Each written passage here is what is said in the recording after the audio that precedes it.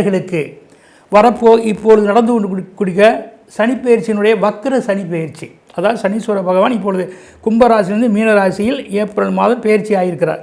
இந்த பயிற்சியான சனீஸ்வரர் 13/7/2025 முதல் நவம்பர் 28 வரை, அதாவது 135 நாட்கள் வக்ரகதியில் மீன ராசியிலேயே சஞ்சரிக்கின்றார்.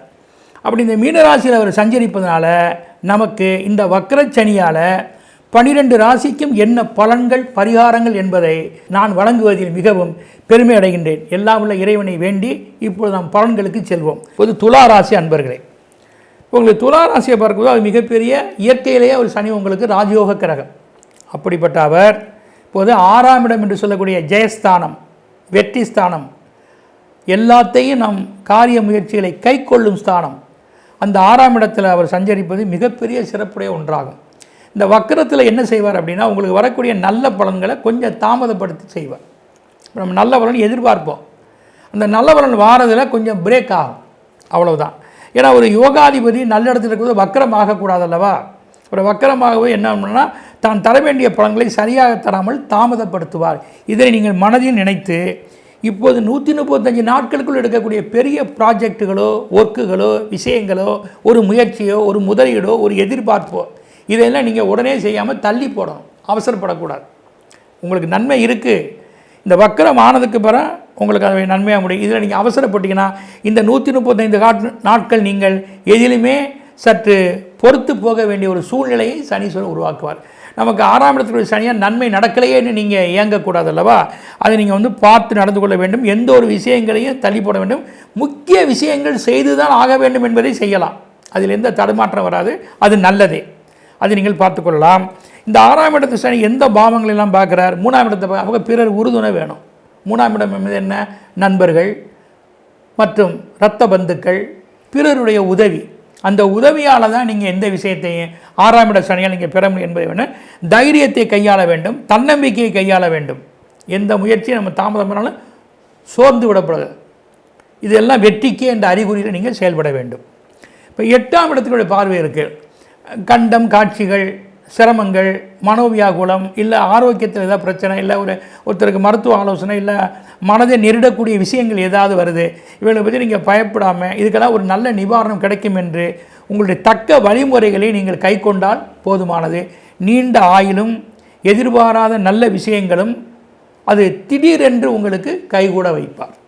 இப்போ 12ஆம் இடத்துக்கு இவருடைய பார்வை இருக்குது. இந்த 12ஆம் இடம் இருந்து நல்ல விரயங்கள். நீங்கள் இப்போ இந்த 6ஆம் இடத்தால் ஒருத்தர் கடை வாங்குறீங்க, ஒரு முதலீடு செய்கிறீங்க, ஒரு இடத்துல பணத்தை போடுறீங்க, ஒரு விஷயத்துக்கு நீங்கள் பணத்தை கொடுக்குறீங்க, இதெல்லாம் வீண் என்று சொல்ல முடியாது, சரியானதாக கொடுக்குறீங்க. ஆனால் இதுகளில் நடக்கிற பலன் வேணால் தாமதமாகலாம், ஆனால் முடிவு உங்களுக்கு சாதகமாக அமையும். வெளிநாடு சென்று வரக்கூடிய வாய்ப்புகளும் உங்களுக்கு கைகூடும். வெளிநாடு சென்று படிக்கணும், இல்லை வெளிநாடு போகணும், இல்லை வெளிநாட்டில் உள்ளவருடைய தொடர்பு தொழிலுக்கு நமக்கு தேவை, இதெல்லாம் நடக்கும். அதனால் அதே சமயத்தில் நம்முடைய போக போக்கியங்கள், அற்ப சுகங்கள் இதெல்லாம் கூட நமக்கு ஒரு திருப்திகரமாக இருக்கும். ஆக எதையுமே நீங்கள் விரும்பி நல்ல செலவுகளை செய்து உங்களுடைய அந்த பாக்கியத்தை எப்படி கூட்டிக் கொள்வீர்கள். 6ஆம் இட சனியால் எதுவும் பலன் தாமதமாகுமே தவிர முடிவு உங்களுக்கு நன்மை என்பதை மனதில் நிறுத்தி எதையும் நீங்கள் செய்ய வேண்டும். குறிப்பாக உங்களுக்கு எண் கணிதத்தில் 24, 57, 62 இந்த எண்கள் உங்களுக்கு அதிர்ஷ்டமாக இருக்கும். மேற்கு தென்கிழக்கு திசையில் உங்களுடைய முயற்சி, பயணம், வீடு, வியாபார ஸ்தலங்கள் உங்களுக்கு சாதகமே. இப்போ நீங்கள் வழிபாடு நம்ம பார்த்தோம்னா நம்ம என்ன மாதிரி வழிபாடுகள் அப்படின்னு பார்க்கும்போது பொற்பனை கோட்டை என்று புதுக்கோட்டை அருகாமையில் இருக்கின்றன. அங்கு சென்று ஜடாமுனி பைரவர் அவரை வணங்குவதும், புவனேஸ்வரி அம்மனை வணங்குவதும், மற்றும் உங்களுக்கு வசீகர புவனேஸ்வரி அம்மனை வணங்குவதும், அதற்கு அடுத்ததாக பார்க்கின்ற பொழுது மகாவிஷ்ணுவுடைய ஆலயங்கள் என்று நாம் சொல்லுகின்ற பொழுது தேரழந்தூர் சென்று அங்கே ஏதேனும் ஒரு பெருமாளை தரிசிப்பதும், இவைகளெல்லாம் உங்களுக்கு நன்மைகளை கூட்டித்தரக்கூடிய வாய்ப்புகளாகும். எந்த வகையில் பார்த்தாலும் உங்களுக்கு சிவனுடைய ஸ்லோகங்கள், பைரவருடைய ஸ்லோகங்கள், தேவார பாடல்கள், அம்மனுடைய பாடல்கள் இவைகளெல்லாம் நீங்கள் படிப்பது, பாராயணம் செய்வது, இவை அனைத்துமே உங்களுக்கு வக்கரச்சனியால் வரும் துன்பங்கள் நீங்கி 6ஆம் இட சனீஸ்வரரால் உங்களுக்கு சாதகமான பலன்களை எப்படியும் விரைவில் நீங்கள் அடைந்திடுவீர்கள்.